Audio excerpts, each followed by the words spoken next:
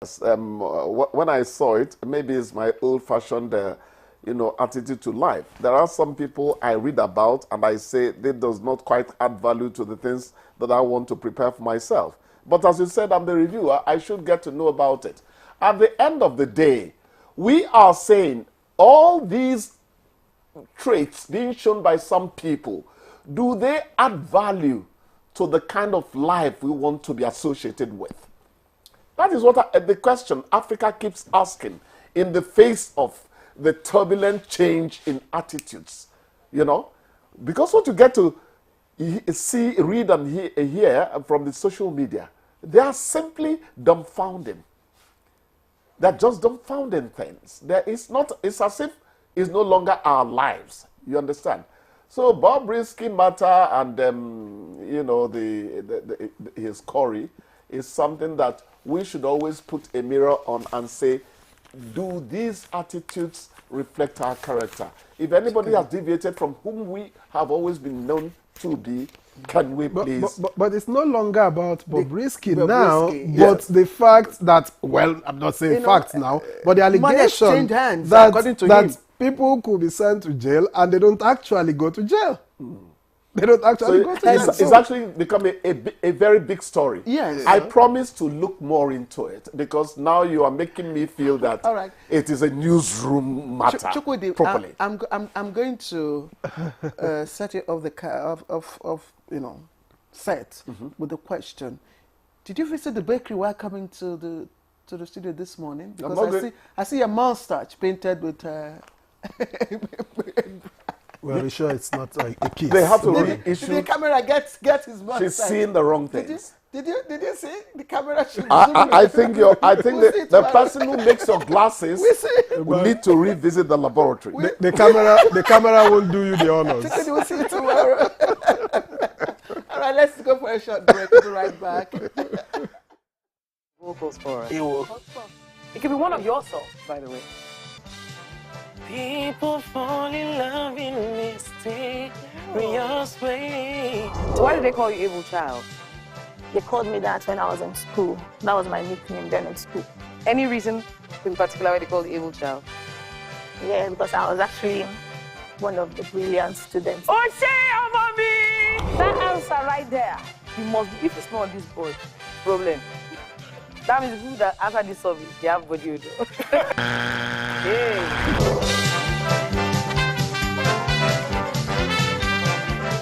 NTA Television College Jos, with a pedigree of producing indelible professionals in the media space and an affiliate of the prestigious Ahmadu Bello University, Zaria, for the award of Degree in Mass Communication, calls on prospective candidates to leverage on the following courses it offers for 2024-2025 academic session. BSc Mass Communication, those with minimum admissible score of 180 and above who sat for the 2024 JAMB/UTME and direct entry, while 100 to 179 minimum admissible score can apply for the National Innovation Diploma NID in Film and Television Production, Broadcast Journalism and Television Engineering. For more inquiries, visit our website or call 0803 383 4343. Announcer, Registrar.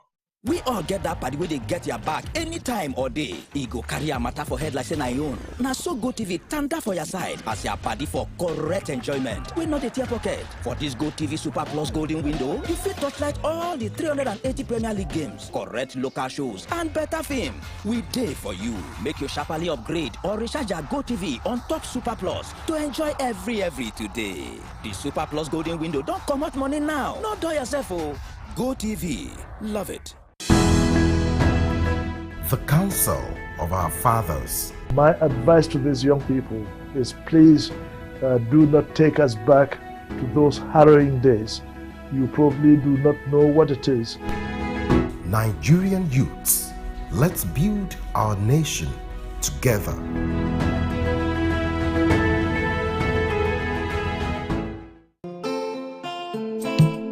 We must all join hands to work hard so that we build a country for our grandchildren. My hope is that we develop as a nation where every citizen is given due right, there is transparency, honesty, and integrity. Put the interests of this country first and foremost. Interests of Nigeria is being one nation, one people. The need, if I mean, to put things right, things that have gone wrong before, to try and put right. For this, for the love of country. This Saturday, Chelsea, Jackson, 1-0. This is Matoma. Brighton, and well there. Madueke, Chelsea looking for another early goal in this half, and they've got it. Big chance, big goal. João Pedro. Chelsea versus Brighton. Live on Sporty TV. Sportybet sponsors coverage of the English Premier League.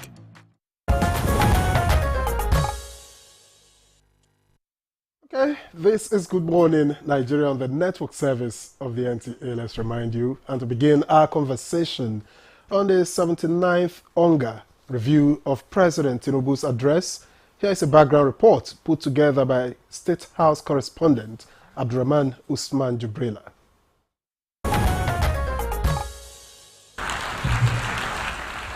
This is the climax of the annual global event, countries giving their national statements. Vice President Kashim Shettima standing in for President Bola Tinubu with a well-scripted national statement and a rich content focusing on contemporary global challenges and practical recommendations. First, Nigeria reminded the world leaders that the United Nations stands for inclusiveness, anchored on the tripod of peace, sustainable development, and human rights. Addressing the root causes of conflict is often the first step towards providing long-term solutions. Clearly, some of the root causes of conflict are social in nature, including poverty, hunger, ignorance, inequality, and exclusion, as well as other forms of injustice. Expressing worry about the main objectives of the United Nations and how it could sustain the global body's relevance and resilience, lamenting the return of unconstitutional changes of government in some African countries.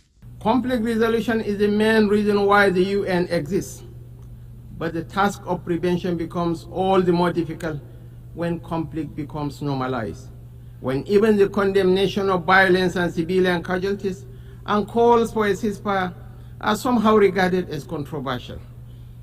As we emphasize at the Abuja high-level ministerial meeting, we must renew our focus on conflict prevention. Calling for reforms in the international financial architecture and a transparent multilateral trading system, hoping the adoption of the Pact for the Future will change the narrative, asking the UN to prioritize debt forgiveness for Nigeria and other developing countries from creditors and multilateral financial institutions. Climate change is a driver of insecurity, which also poses a veritable challenge to sustainable development.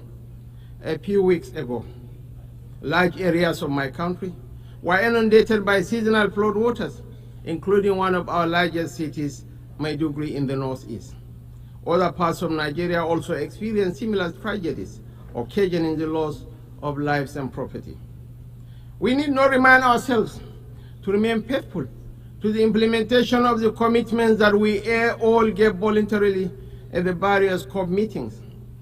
Failure to do so is merely to postpone the inevitable. No country is immune from the effects of climate change. Other world leaders at the session made statements aimed at addressing global concerns. I stand before you in these whirlwinds, convinced of two overriding truths. First, the state of our world is unsustainable. We can't go on like this. And second, the challenges we face are solvable. But that requires us to make sure the mechanisms of international problem solving actually solve problems. It is time to invest more in building trust and practicing dialogue. Constant dialogue is a powerful weapon for all governments have in their hands.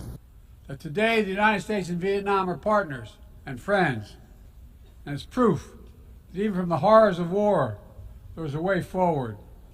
Things can get better. The Nigeria's statement insisted on bold reforms in the United Nations Security Council with a view to giving Nigeria and other African countries permanent seats at the council. Well, very, very interesting and engaging outing there for Nigeria, and indeed, of course, very powerful responses coming from the world leaders. Thank you, Abdul Rahman Jibrila, for bringing us this excerpt. And once again, if you've just joined us, you're watching Good Morning Nigeria live on the network service. And our conversation is a review of President Tinubu's outing at the 79th Anga. So let me begin with our introductions. Let me welcome very warmly Ambassador Usman Saki, who is former Deputy Permanent Representative to the United Nations, and a familiar face, and I'm very glad that you are in for this discussion. Thank you. Thank you very much. We also have here another ambassador, Bolaji Alade Akinremi, Director, Economic Trade and Enforcement Department, Ministry of Foreign Affairs. We're very glad you could join us for this conversation. Good morning. Thank you so much.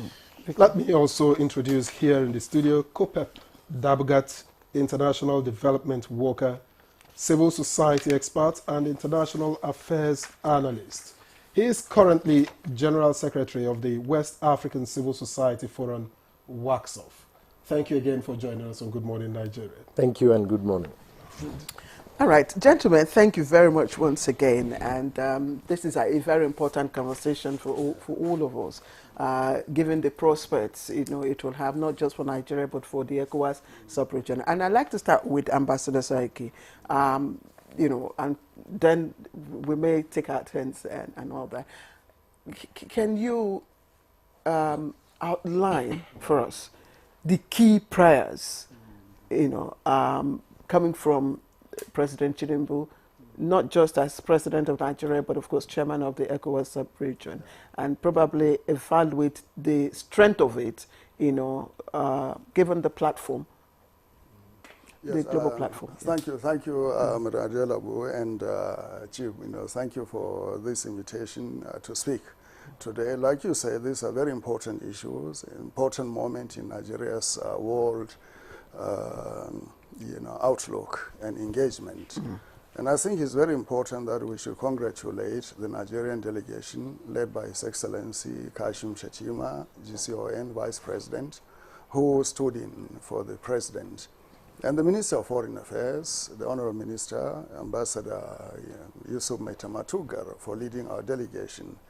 We have achieved some landmark, events, there in terms of the high-level activities that we engage in, and also bilateral meetings on the margins of the General Assembly. But you have asked about the significance or the high point. I think the high point in President Tinubu's statement delivered by Vice President Shettima is the idea of governance. He has emphasized in his speech about the dangers that are facing democracy today.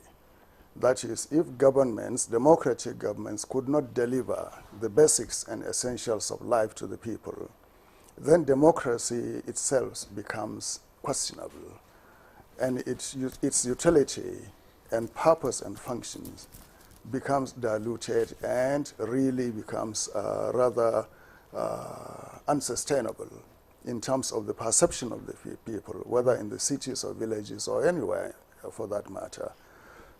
Governance is at the heart of peace and security.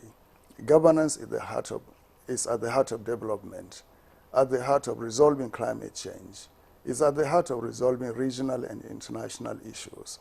So where governments fail, you find vacuums being created, and these vacuums continue to perpetuate themselves and to expand and to create more problems. And I think if you look at, compare the statements of the Secretary General and that of the Vice President, they are in tandem in terms of commitment and the political will to resolve issues using the mechanisms of government. and also using the platforms of multilateralism to address them. Within that context, the President's speech highlighted the importance of climate change, particularly in the Sahel and in Nigeria in terms of the natural disasters that are taking place of recent, and also in terms of meeting national and international commitments towards mitigation and adaptation and applying globally approved normative processes to resolve commitments to COP. Commitment to COP, okay. Exactly, that is one. And the UN Convention on Climate Change also is very important. Let us note the Tokyo outcomes and others. So the third issue I think being highlighted here is the idea of collective responsibility in terms of addressing issues like the debt structure or the debt inequality or the debt trap into which developing countries of the South are falling into. Without resolving the issue of debt and capital flight from our countries, there cannot be a meaningful and sustainable question of development in our countries, simply because capital is needed to stay in our countries in order to industrialize, to address our power deficit, to address our human capital development, to reduce poverty, to create employment, and so forth. So the General Assembly offers the opportunity for engagement and creating partnerships, and also of networking with other countries, with international organizations, and even private sector. You recall Vice President Shachima met with the U.S. Chamber of Commerce, where I think pledges of about, is it 200 or 320 million US dollar investment was made.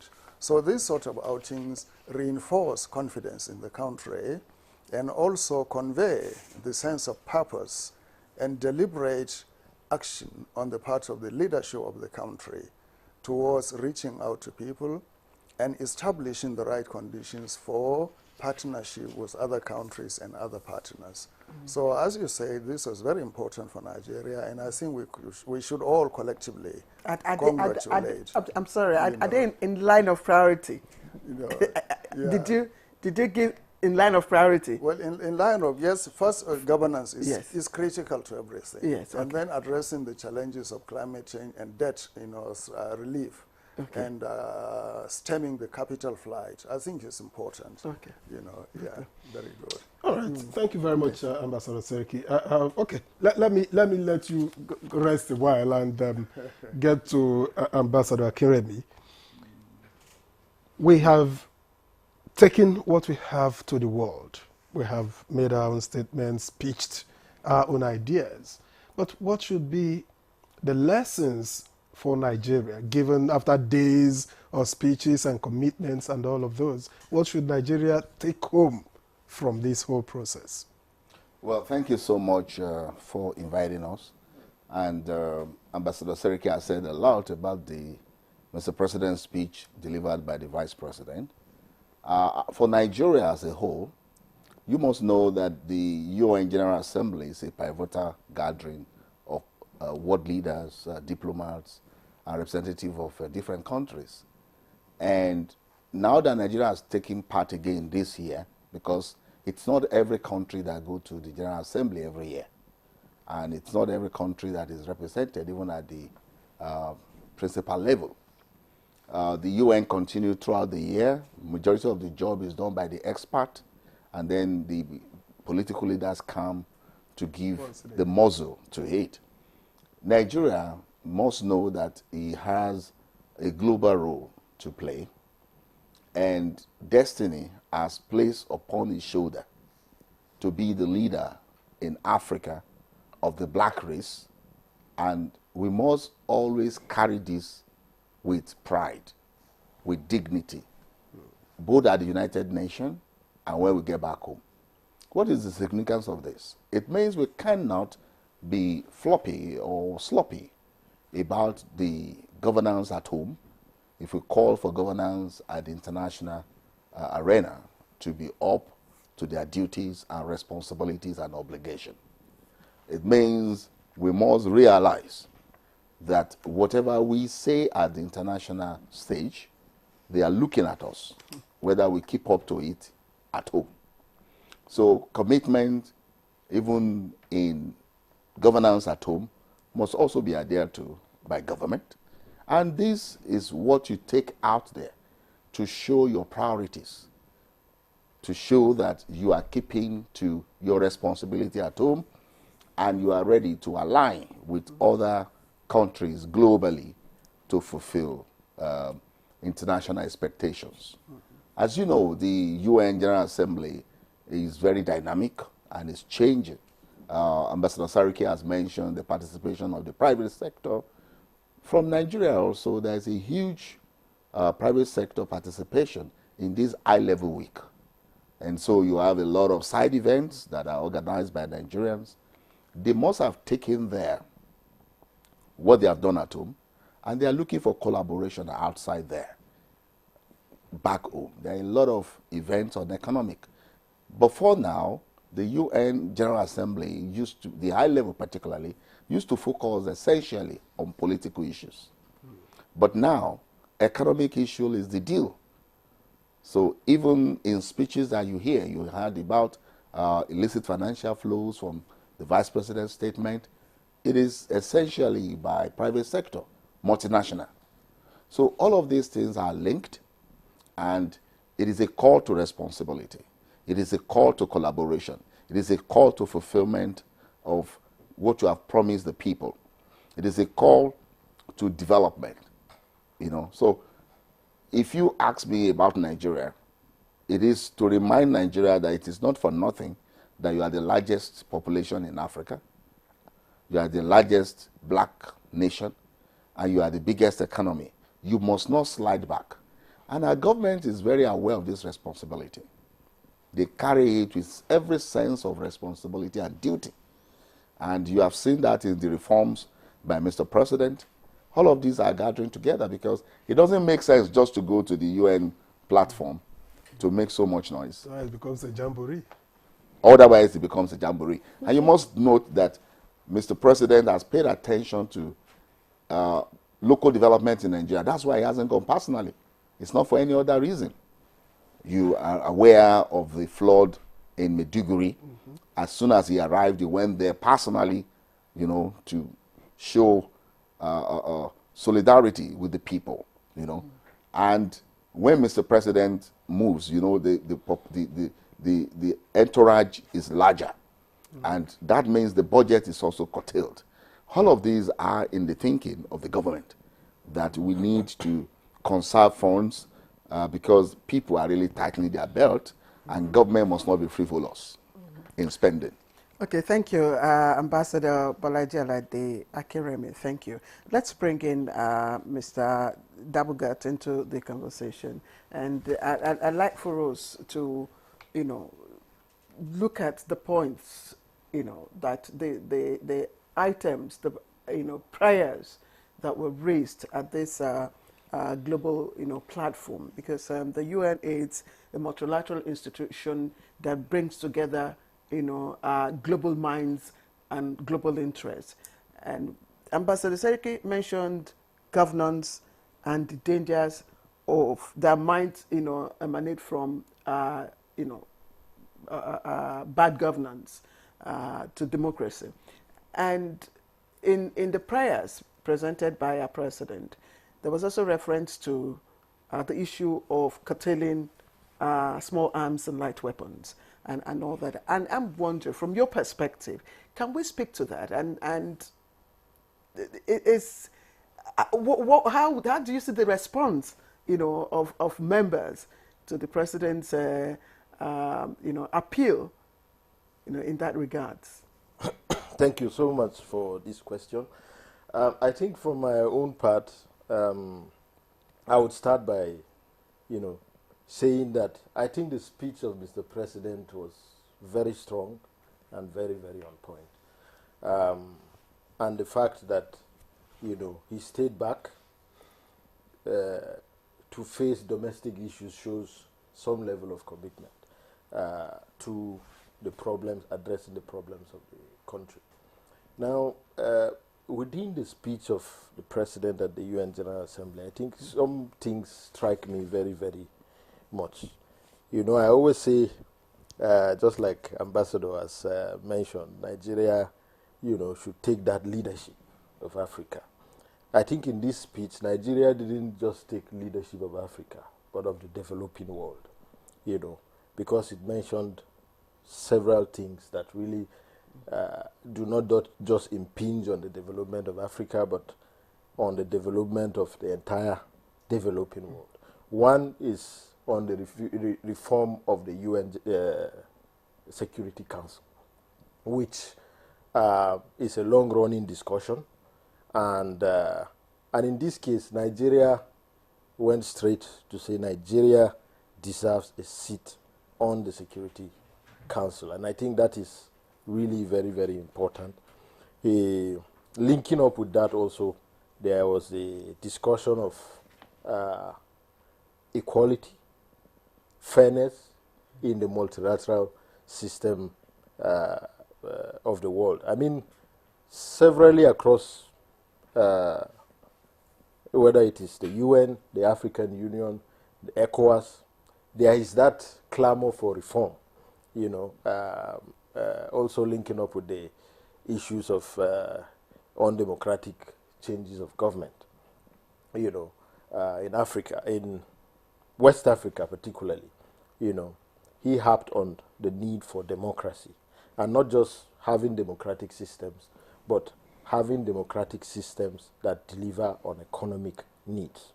I think, thirdly, he called on the need to address terrorism and insecurity challenges.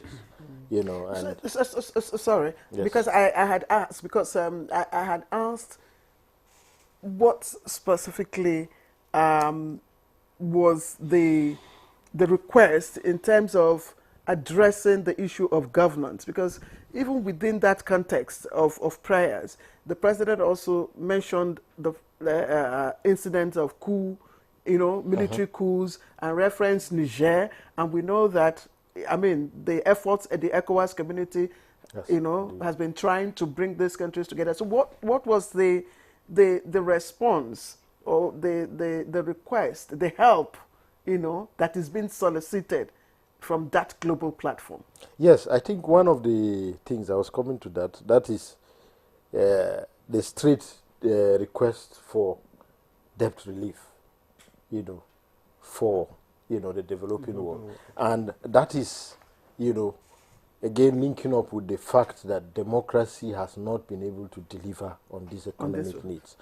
He mentioned that a lot of these countries are suffering under the debt burden because much of their resources go into debt service. Okay. So they cannot really sustain the demands of governance, you know. And so those, I think, for me, stand out as very, very clear demands. You know, this idea of Nigeria being the big brother, it's a good thing, it's a fancy thing for Nigeria. But sometimes, as a big brother, you also have to remember that you are also a human being, you know, and demand for, you know, a space to act that big brother. And I think Nigeria demanded for that space very, very clearly. Looking also at connecting this with the last year's speech at the UN General Assembly, you will see that the narrative is consistent. It's almost the same speech, but beyond that, this speech has a lot of context and has a lot of specificity as to the demands that Nigeria has.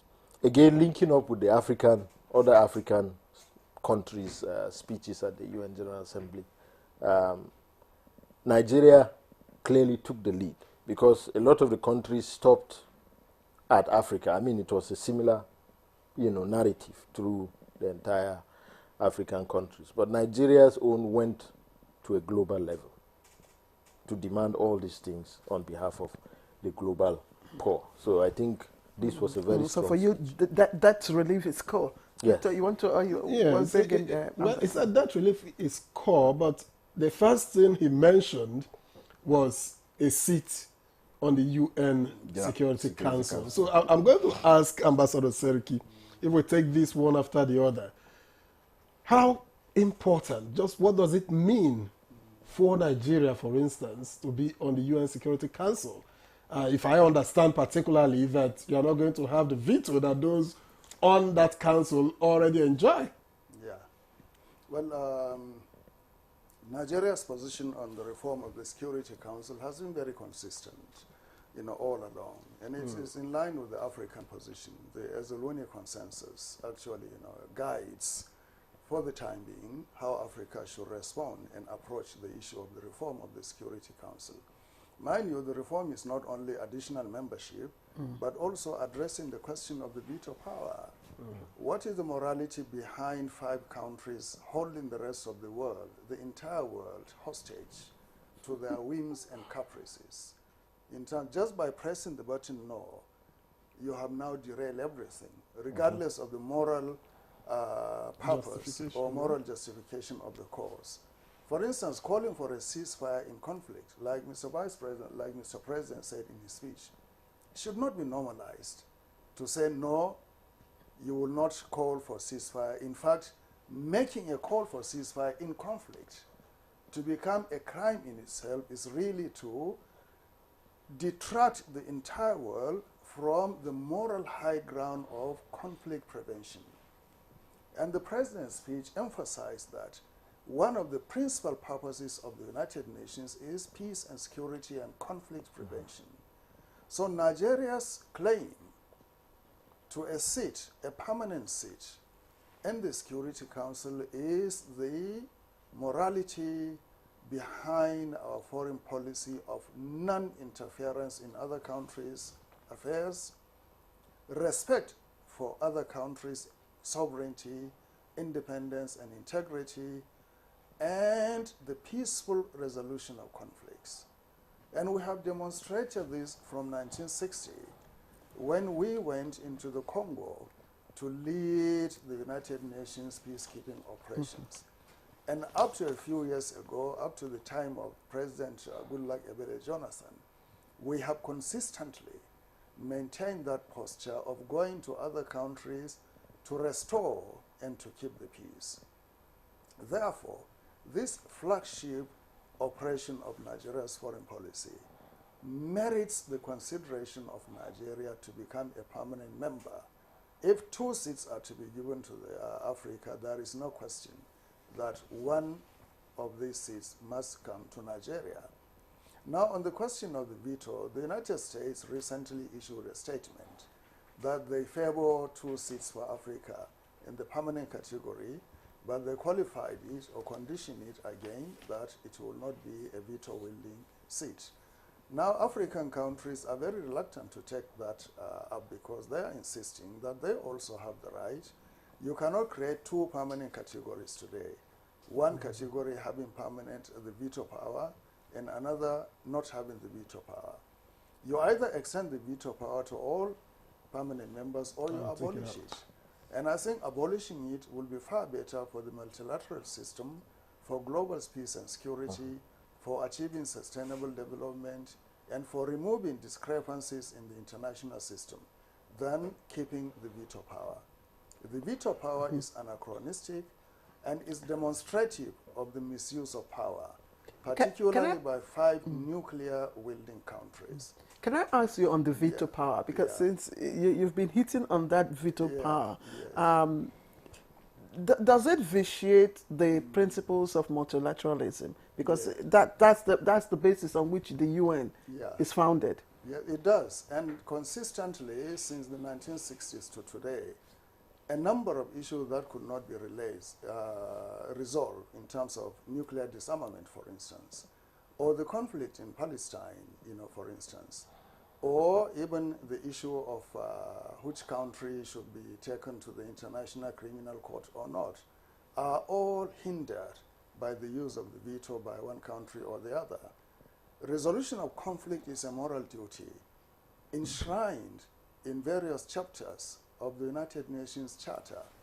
Anything that vitiates that, anything that detracts from that, anything that stops that must be regarded as inimical to the maintenance of international peace and order and security.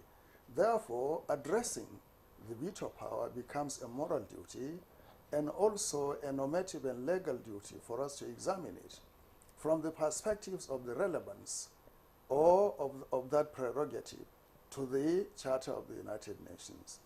Removing it will actually conduce towards a negotiated and mutually approved resolution of issues in the world today.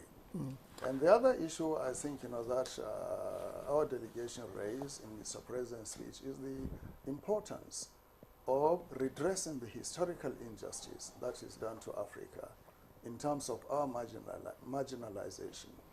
Going to the Security Council is not a symbolic gesture. It is a concrete testament and affirmation of the arrival of the African continent to a level of acceptance and to a level of relevance in the international system, whereby you can sit at the table with other countries and decide on global governance matters. So it is very important the cultural, historical, and even racial dimension of the reform of the Security Council is highlighted. You assign only 3 non-permanent positions to the entire African country. And then yet you expect us to have reliance and confidence in the international multilateral system. It's not done. And one other claim, finally, before I give you the floor, back the floor, is in that speech of Mr. President, he raised the issue of Palestine, of Gaza, of the conflict in Sudan and other places. You cannot resolve conflicts when you do not address the underlying issues, social, economic, and other factors that drive conflicts. So it was a very courageous, very pragmatic, non-combative, constructive, and forward-looking statement on the issue of conflict. And I think Nigerian political scientists, the media, journalists, and others should examine that statement very carefully and bring out the nuances that it entails towards the construction of a narrative of Nigeria's return to the leadership of Africa and the developing world, as Mr. Labugat said, whereby we can now hinge Nigeria's claim to leadership of Africa, not only ECOWAS, that is chaired by Mr. President, but actually, on the larger African continent and the global south. And that is what we will carry, I think, in October to the Commonwealth. Ambassador Akin, Bolaji, you know that I think, we are going to Samoa for the Commonwealth meeting. And I think these are things that we could carry over to that also, the other multilateral organizations. To forcefully place our claim to have the right to speak on global issues from the perspectives of Africa and the global south. Ambassador Seke, thank you. And I think that I was even surprised when you didn't mention the issue of the permanent seat at the Security Council when you did it, because it was a major, headline all over Nigeria requesting, and we have been doing that, for some time to come. But there's no doubt, Ambassador Akinremi, that Nigeria is qualified, given the requirements. We participate actively in international peacekeeping missions, peace building. Of course, we are a member of the UN. UN. I don't know whether I don't know what number we are now, but we are a member of the UN Charter. We are obliged, to also be given, a space as a permanent member in the Security Council. But there are other issues that are emanating even from within our own, region, both at the, sub-region and at the African region. And these are the political and representational dynamics. do you think that this time around, maybe our fellow African brothers will now come together, you know, and allow Nigeria, or give Nigeria the vote, because Nigeria needs the vote, you know, to get, to even be nominated into the yes, Security Council. Security Council. Well, thank you for this point, but membership of the Security Council is not by nomination, and is not by confined on people. But there are other countries who are also showing interest. That's where I'm coming. Yes. Going by global history, over the years and century, power, or is what we call might is right. And you cannot be distracted by the discussion on the democratization of the Security Council. As a practitioner, I can tell you that the way it's going, countries need to take their mind off that for now, because the global issues are managed by those who felt that they have the capacity. And until you are able to assert yourself on the international scene, whereby you have been you can disrupt it, they won't listen to you. So it is, I heard Ambassador Sariki mention about moral duty or moral right. That is true, but not when it comes to the Security Council. Because nations that have the capacity don't entrust, you know, not just their foreign policy, but their defense and their livelihood and assistance just to anybody to care for. Rather, they want to look after you so that they be the one determining what you do. And it's because they felt it, and you know, it clearly mentioned it, that these are nuclear power wedding nations. So it is not what they just give to you because you say you want it. Okay, you must show capacity. Something must happen. And this is the reality that developing countries have to come to. Africa in particular. Everyone that has this veto power for now in the Security Council have things that make them to feel that they are superior. Nuclear. And Africa cannot be going to China to queue for daily bread, as you have said, and expect them to have the same that China. They are just going to continue, as we say in the modern language, scoping you, just making you feel it's going to happen. This is the reality that we must come to, so that as we can now focus to the extent that we will be recognized and we can call for a change. Different nations have different ways of asserting themselves in the international scene. And it's because they are but that is not a requirement. You know, that is not a requirement. What you should ask yourself is that how does those who have veto power, how did they get it? By force. Might is right in the international system. We can only be gathering at the UN General Assembly. That's why they call it a talk show. All right? And you must know that they are the high-level week. Decisions are not taken. It is the expert who will continue at the committee level. So these 24 to 28, it's where the leaders open the discussions and give the direction to which they will go.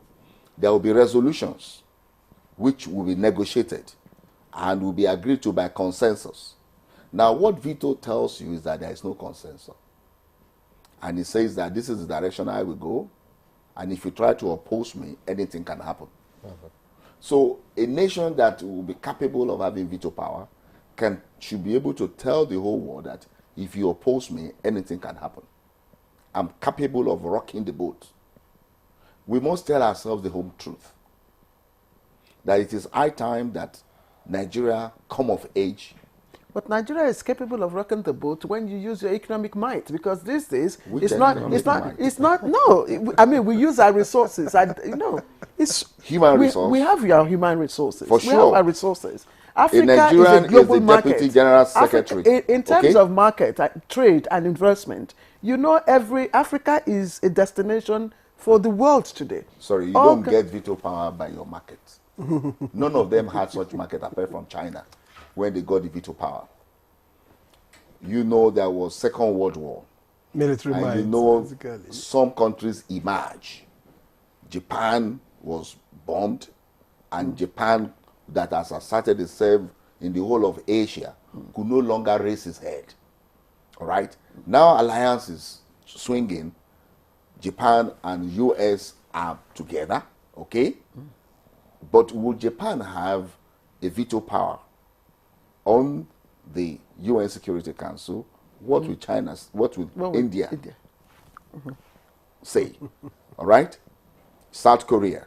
So in the Asia flank alone, there are a lot of nations that are clamoring, or they are silent now. I was in the United Nations General, I was in the permanent mission of Nigeria, just like His Excellency. I served after him. And we know very well that there are a lot of conglomeration, nations coming together to discuss this. But we also know the reality that something like a bang has to happen. So, I don't know. Maybe we escalate conversation now. I wanted to take us off course a bit. Look. No, please don't. Let's quickly. I'm coming. Sorry, I hope I'm not disrupting your... No.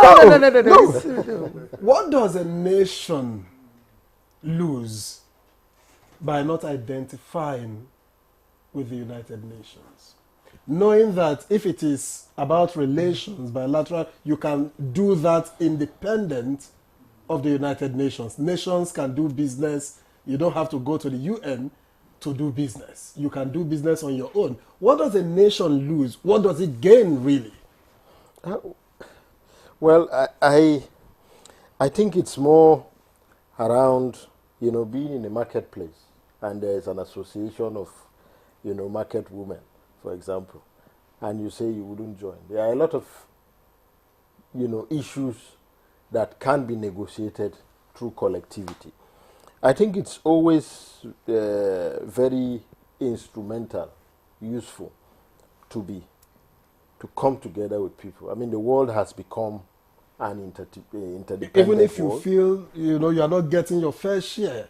But then who do you trade with? I mean, that's where they go and negotiate, some of the things collectively. And then you go to the back and negotiate with some of them individually. It may not really work, I mean, almost all the nations of the world are part of the United Nations, So a lot of discussions happen there. And I think this is a system that has been constructed over time, over more than a century, and it has become like the norm within the international system. So it's something you can't escape at the moment, So it's only pragmatic that you just find a way to be constructive about your engagement in the multilateral system. But then I think this issue of the permanent seat on the UN Security Council is, as I said earlier, a long-running issue. I think since Kofi Annan, the idea of the need for reform of the UN has been muted.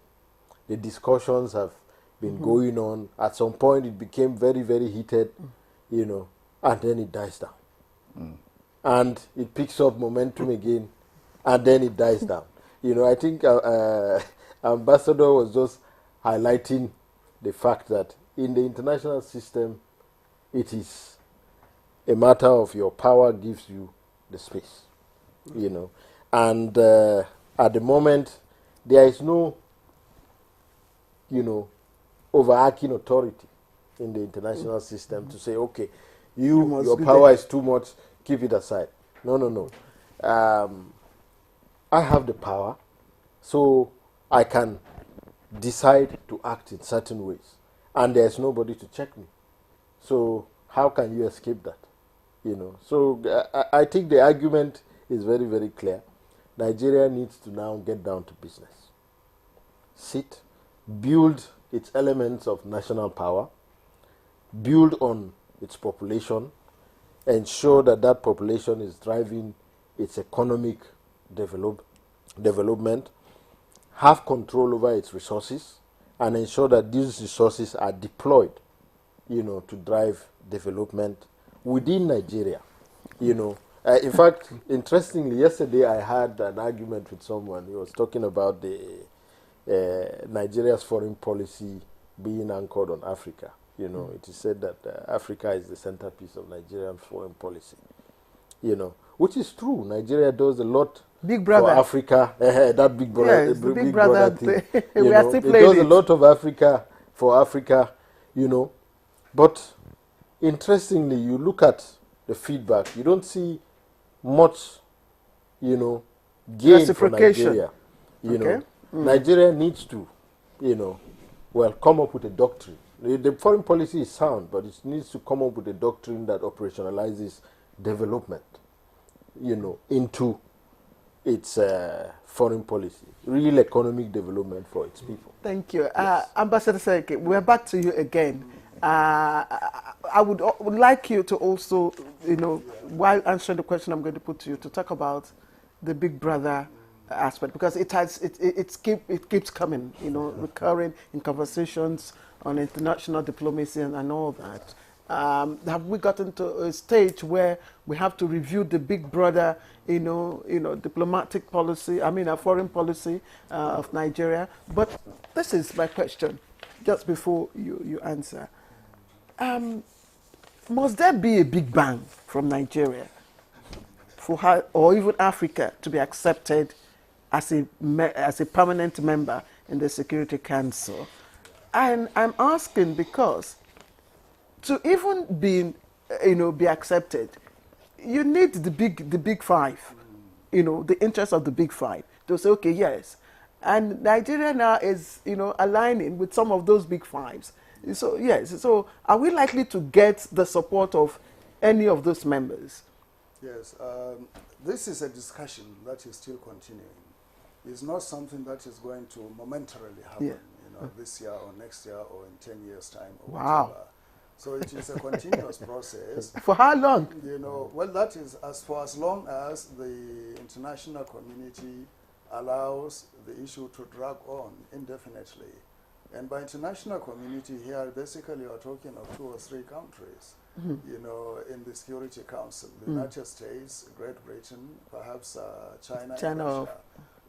France has indicated its commitment towards expanding the Security Council and even discussing renegotiating the veto power. When I was in New York, they have said that there is an issue of morality behind the veto power, and France recognized that.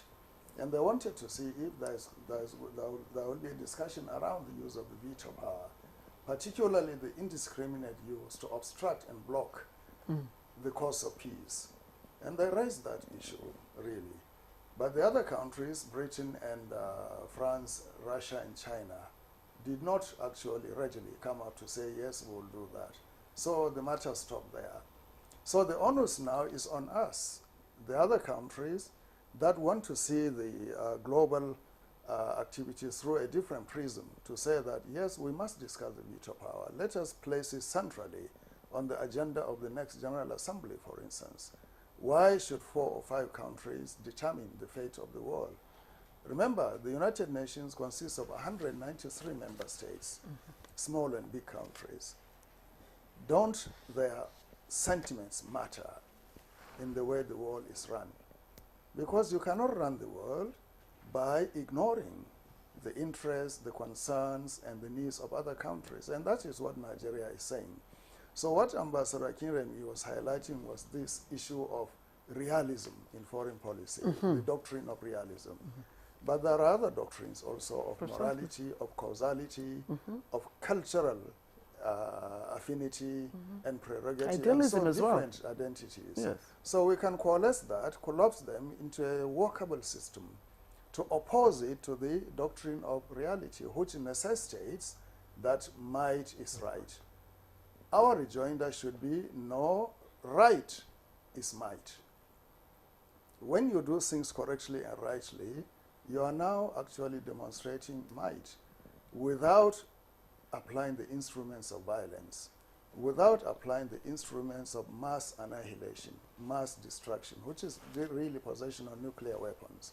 So countries like Brazil, countries like Germany, countries like Japan, Argentina, Italy, Sweden, and others that have the aspirations to come onto the Security Council are also examining their option to have the veto or not. So it is very critical, very important that Nigeria defines its interests and where it wants to go on this issue.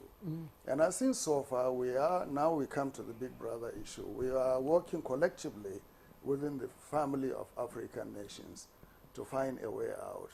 Perhaps there is a need to really revisit the Ezuluni consensus in terms of upgrading the perception based on recent developments. If the United States says they are amenable to the idea of 2 African countries to be on the Security Council, now let us refocus the argument on which 2 countries will be there. Precisely. And then whether we accept the position that we should not go there to expect the veto power, but to go there as non-veto members. We have to look at all these options and define them. And what sort of coalitions or affinities or collaborations will you build with other regional groupings?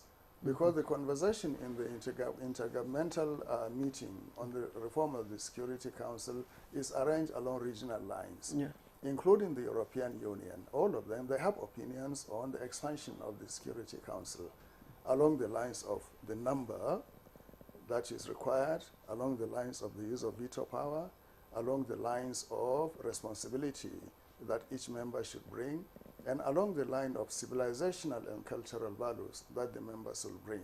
So it's very important for us to look at all these things and aggregate our responses along clear factors that will determine the reform of the Security Council and the nomination or appointment of members into that group. Ambassador Seki, thank you. Thank you. And when we come back from this short break, we'll also look at another very important prayer from Nigeria, well, from the ECOWAS chairman, President Bola Ahmed Tinubu, which is on, the concern that some nations are reverting to, unilateralism rather than, the multilateralism upon which the UN, is hinged.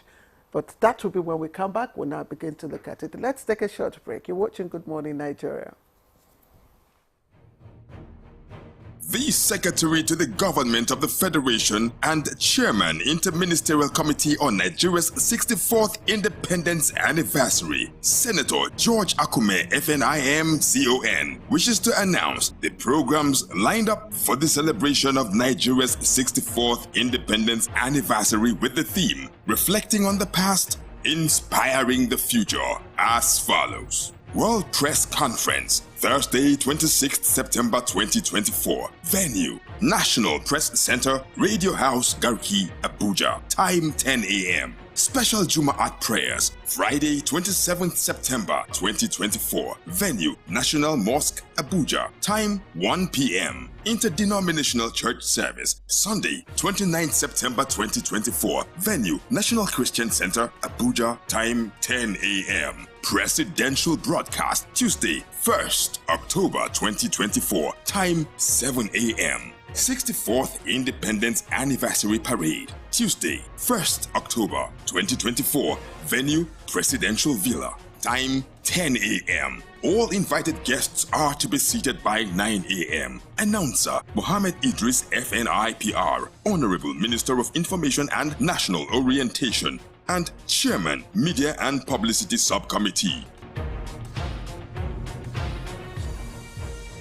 The federal government of Nigeria warns vandals of national assets, electricity transmission towers, cables and other facilities to desist from this act of sabotage.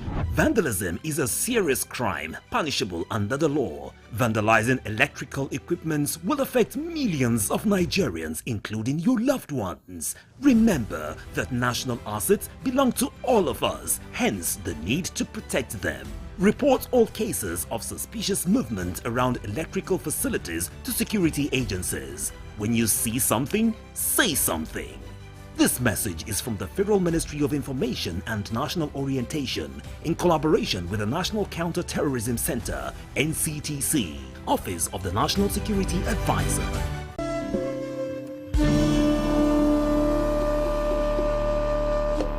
I think Amaka should just move out of the house. Yes. No. Standing out of the house is not the right thing to do. Oh, there you go again with your sentimental family stuff. Baby, if our aim is to stop this affair, it is best achieved under our roof. You do something terrible and you'll be acting innocent. What are you going on about? Don't ask me that question again. You couldn't even control yourself in the presence of our visitors. What are you accusing me of, woman? My son, I don't know how serious you are with my daughter, but there's something that needs to be done urgently before you move any further. Anything, just anything, just say it. I'm ready to do anything. There is a spell that needs to be removed. A spell? Family forever. The story of our lives.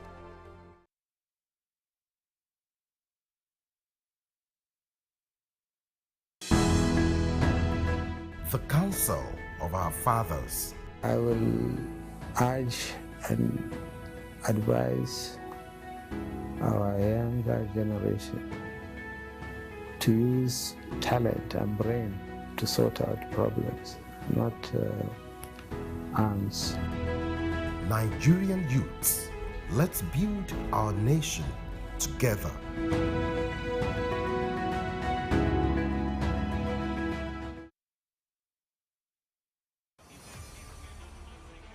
The race to qualify for the biggest football competition in Africa is on, the 2025 Africa Cup of Nations.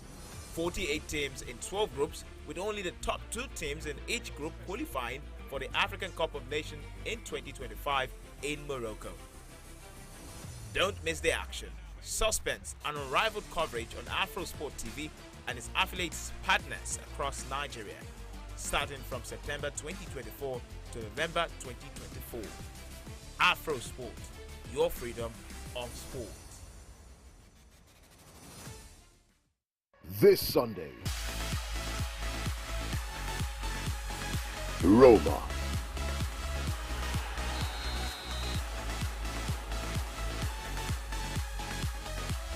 Venezia. Roma versus Venezia. Live on Sporty TV. SportyBet sponsors coverage of the Italian Serie A.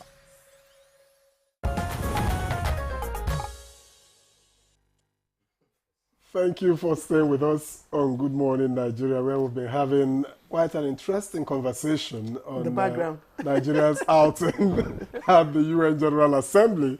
And we've had a more robust one behind the scenes.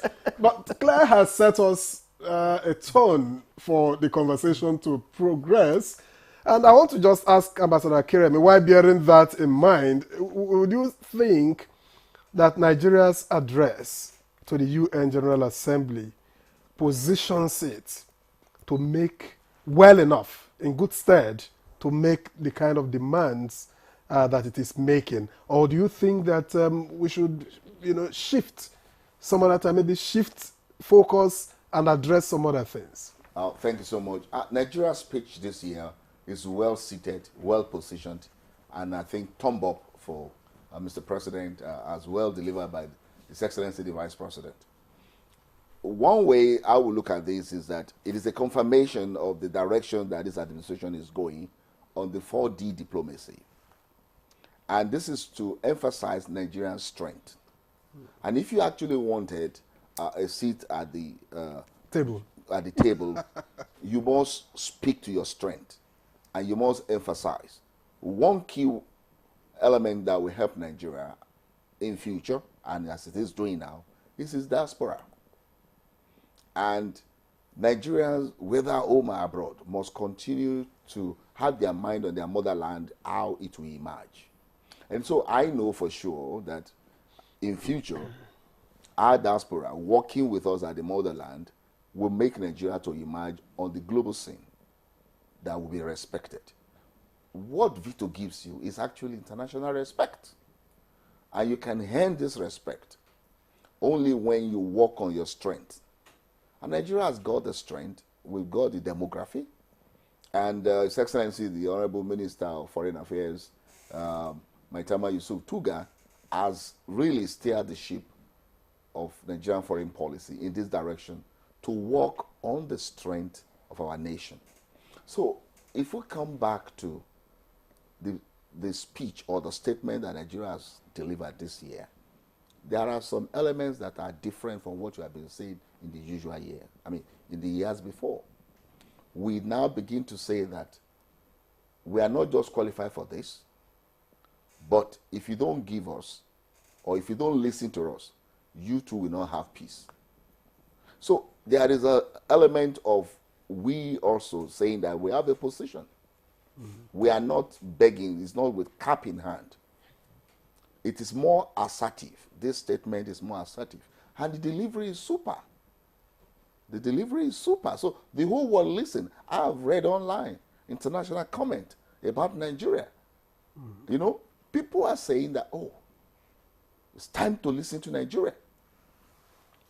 Because we are very in the heart of the black race, in the heart of Africa. And we have played our diplomacy in such that no African country can say we're inconsequential. So when you talk about the big brother, it's not a waste. It's never a waste. Never a waste. So, because you must show to people that you have the shoulder that they can lean on. And you must show that you are consistent in what you are doing, not just because of what you wanted, but what you think you can render. So Nigeria has the capacity to lead the black race. Nigeria has the capacity to lead Africa. And Nigeria has positioned itself globally. And Nigerians now, I'm talking about our diaspora, are going to do us the great honor. We must not underplay that. Before I will stop on this, don't forget that Nigeria is still the largest democracy in Africa. And Mr. President said this in this speech, that we have had democracy and electoral process consistently for over 2 decades, unbroken. There are few African countries that can say this. So we are the largest democracy in Africa. Not just that. In terms of development, you still cannot rubbish Nigeria, even though we have our own domestic challenges. But the fact remains that as we are aspiring very high, and we are not doing badly at all. We are not doing badly at all. So economically, we are improving. The policies of government, the reforms, have really brought confidence, even from the international scene. You know, we are paying the price now, but very soon we'll begin to reap. Hopefully. Hopefully, Ambassador Akeremi, hopefully. Let me also ask, is the UN really a multilateral institution? I ask because, I mean, if we look back at its origin, the Westphalia Treaty, which granted those warring states the freedom to, collective interaction, freedom to have, dealings with whatever and solve issues. Today, in terms of trade, is there anything multilateral in trade, in international trade? You look at how countries are choosing what to do. Now, rather than collective response to issues of conflict and violence, some countries are choosing to fuel it.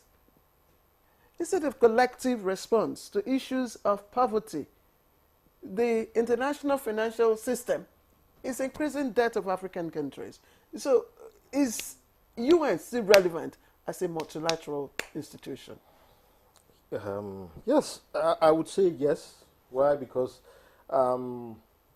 first of all, we didn't touch much on the history of the United Nations. I think it's very important to recognize that United Nations was born out of collective effort, you know, to stem the tide of international, you know, bullying, so to say, by Germany, Japan, and other allies that were trying to take over other countries, you know.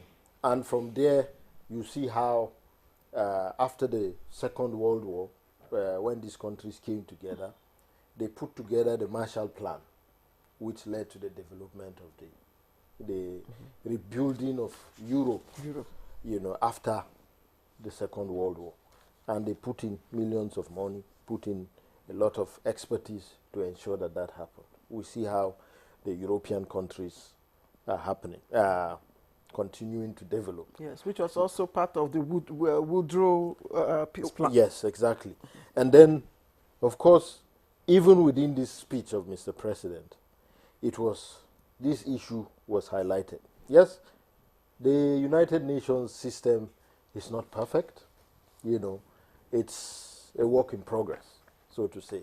Just like from the First World War, you see how the UN, the League of Nations, transformed into the United Nations. And now there is this discussion again. And this discussion is more around people. You know, internationally, there is a lot of shift towards, you know, the aspiration to have people at the center of whatever nations do. The speech of Mr. President highlighted the need for countries to shun individualism and protectionism. You know, these are narratives that can bring about discussion on a fairer system of multilateralism. If you read the UN Charter and read commentaries on the different sections, you will realize that it was actually the only thing we had to do at that point, you know, to put together this system. Now again, we are at a point of discussing the renegotiation of the system. And as my elder brothers have said, this process is currently more aspirational than something that is clear at hand. So we need to keep discussing and need to keep raising these issues. And lastly, I would draw attention to the credentials of the United Nations in driving development. Within the UN framework over the years, there has been initiatives that have mobilized resources to support less privileged countries or less developed Yes, countries. but it's selective. There has been... It's been selective. Yes, sometimes it is selective, and that is the imperfect nature of the system, you know. But there is already something in place. What we need is to improve it. Yeah. Ambassador Sereke, is our president, I mean, spot on when he raised the issue of dangers of, you know, member countries, you know, reverting to isolationist or protectionist, you know, principles? Yes, he was spot on, and I think that also was reflected in the sentiments of the speech of the Secretary General of the United Nations himself in terms of collective responsibility, collective interest, and strengthening the multilateral framework. Coming back to your question, is it necessary to have multilateralism? Is the United Nations important? I think that is a very important question, Claire, and we should address it very pragmatically. The opening statement, the opening paragraph of Mr. President's statement actually asked, should the United Nations remain relevant and resilient or not? And that depends on the outlook and attitude of member states. Let us remember, the UN is a member states initiative. Not just as an organ, it is driven by the opinions and idiosyncrasies of member states. So if they decide to act individually instead of collectively, then it defeats and vitiates the purpose of the United Nations. But if they decide to act and work in concert, united towards certain objectives of development, of peace and security, maintenance and promotion of human rights and so forth, then the world becomes a better place. So our commitment towards multilateralism, which Mr. President's statement reiterated, is actually the aspiration of the rest of the world. You cannot do today without the United Nations, because countries will be talking across each other and not to each other. And you cannot have a platform whereby you can resolve global issues or global challenges like climate change, pandemics, and other things without the facilities provided by the United Nations. But sorry, sir, in some instances, United Nations have also been silent, you know, in dealing with countries that have, you know, contravened the truth. Well, that is the way the membership, you know, is rather skewed in a disproportionate manner. Today, for instance, member states have failed to stop the killings in Gaza. Exactly. You know, member states have failed to really bring an end to the conflict in Sudan. Member states have failed to really restore democracy in countries where military takeovers have taken place. But that does not bring into question the relevance of the United Nations, but it just highlighted or highlights the weakness of the system, whereby there is a disproportionate, you know, wielding of power in the system, where one bloc really insists on having its way, and the other bloc always moralizes about having a collective responsibility towards issues. Now, the president's speech, if you look at the analysis, if you do a content analysis, for the first time in many years, I can see the imprint of the Ministry of Foreign Affairs, and I congratulate you, Ambassador, and through you, the Minister of Foreign Affairs, for taking charge of the speech this year. It's very professional. It did not wander around, you know, it didn't wander around all over, you know, and in a very wishy-washy manner. It went straight to the issues. And it is crafted in such a way that going through, you know that there is a professional touch. Yes. The Minister of Foreign Affairs sat in New York and I think insisted that it must be so. And I think that is how it should be. Allow the Minister of Foreign Affairs to take charge of foreign policy, to take charge of diplomacy, to take charge of international conferences. Any other contribution coming from any other quarter must be supplementary and also complementary to what the Minister of Foreign Affairs does. And I think Mr. President should take note from this outing that the Ministry of Foreign Affairs is there to reinforce and to strengthen his office, his capacity, and his leadership position. Now, I'll give you another. If the Minister of Foreign Affairs at the initial stages had been in charge of the discussions in ECOWAS at the end of last July, August, over the issue of Niger, the situation would not have been like that. But I suspect the minister was bypassed by certain interests to establish this combative narrative about use of force and all these things. Ambassador King Remy, if you put him in a room and tell him to draw up a scenario of responses, what you will get is very professional, based on practice and precedents and antecedents. And diplomacy. And exactly. So he will give you stage-by-stage approach towards resolution of this issue as a career diplomat. And the last item on his list will be the threat of use of force or the use of sanction or cutting of electricity supply or closure of airspace and things like that. He will give you a graduated response in terms, and each one he will now analyze and locate them within the probability of achieving a goal and result. And that is how foreign policy diplomats are trained. So the impasse we found ourselves in Niger would not have happened. But now, I think from the benefit of hindsight, the Minister of Foreign Affairs is taking charge.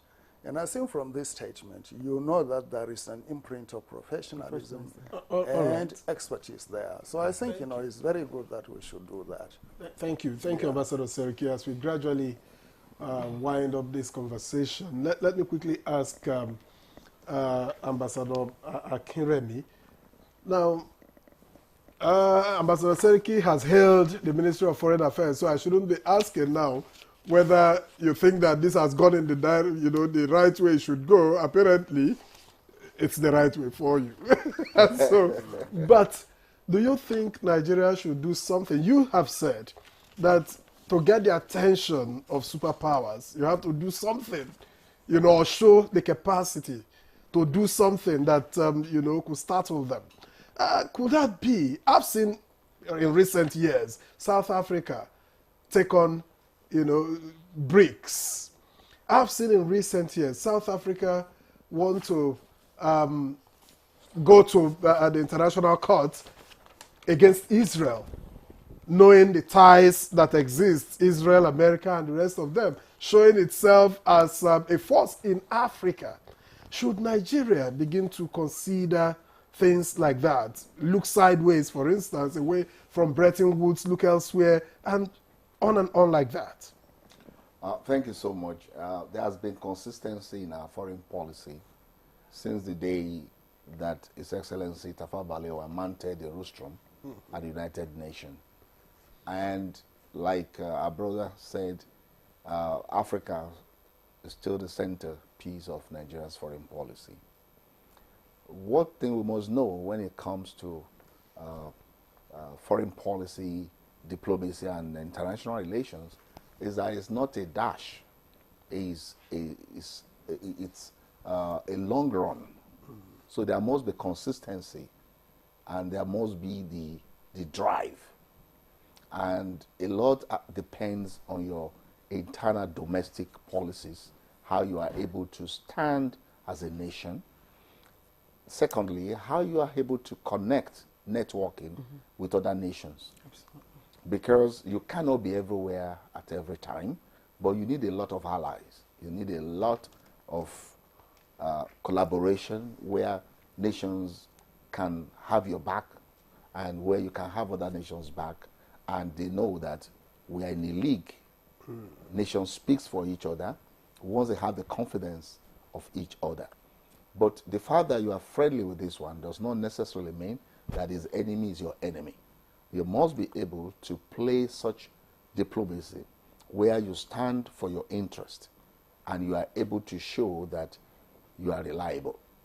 So, for us, our foreign policy is moving in a direction that assures us that we are heading very well and we are heading to our target. And Nigeria will have a place of honor in the international system. And Nigeria should have confidence in their government, in their leadership, to be able to represent them very well at the international scene. Just in less than 60 seconds, what is the follow-up that Nigeria needs to do now? The permanent mission in New York is on standby to act on every inch of this speech through all the committees. There are 5 committees in the UN, and they will make sure that these interests are well represented and the resolutions to back them up are given to it. So we must strengthen our permanent mission in the UN. We must strengthen the Ministry of Foreign Affairs, not just with money, but with a lot of training and with a lot of programs and with a lot of listening. Like the ambassador said, they must let the experts lead. When this is allowed, you see great results, just as we have seen. All right. It's time to go. Let me thank you very much, Ambassador Bolaji Alade Akinremi, Director, Economic Trade and Investment Department at the Ministry of Foreign Affairs. I enjoyed your company this morning. Thank you very much for coming. Thank you so much. Pleasure. Let me also thank Ambassador Usman Seriki, former Nigerian Deputy Permanent Representative to the United Nations. Always a pleasure having you. Thank you. Thank you very much for coming. Always a pleasure being with you. And then finally, COPEP Dabugat International Development Worker and civil society experts, among many other caps, including that of Waxoff. We thank you very much for your time and thoughts on Good Morning Nigeria this morning. Thank you. It's always a pleasure sharing my thoughts. Victor, so I told you we were going to have a robust conversation. So I've become a prophet or a prophetess? Well, let's spend let's say 1 more hour after the program to continue. All right. Okay, then. That's the program. We thank you for watching. Good Morning Nigeria returns tomorrow, and God will now be here. Thank you for watching. I am Victor Azu. And I'm Claire Adelabu Abdul Razak. I'll see you sometime next week. Bye-bye.